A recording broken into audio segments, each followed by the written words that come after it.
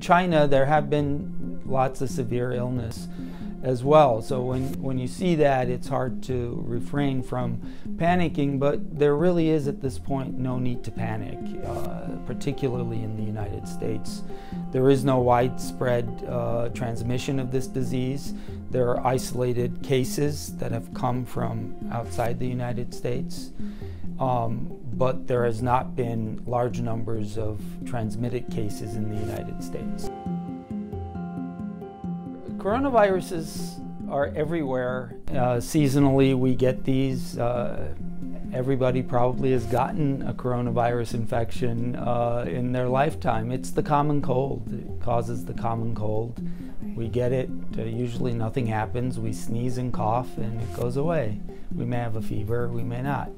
This coronavirus is a little different.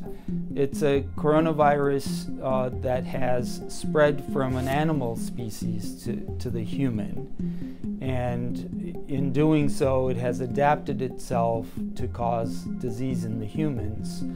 And we as humans don't have immunity to this. To the other coronaviruses, we have some immunity because our bodies have seen those viruses in the past.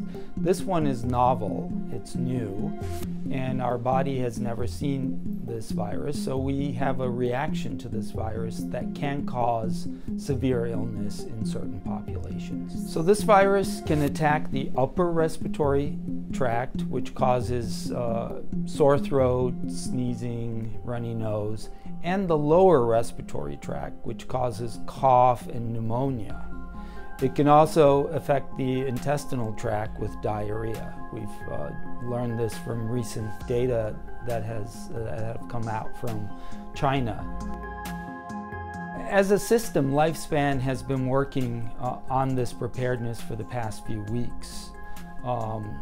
And what we do is, we look at our inventories for masks and other personal protective equipment to protect our patients and the staff, because we've learned from what happened in China that there's large numbers of people getting infected in the healthcare setting. A lot of doctors and nurses and other personnel have been affected in China. So we're trying to protect our workers and make sure we have enough supplies and understand how to put those supplies on and take them off to prevent spread of infection to the patients and to the staff.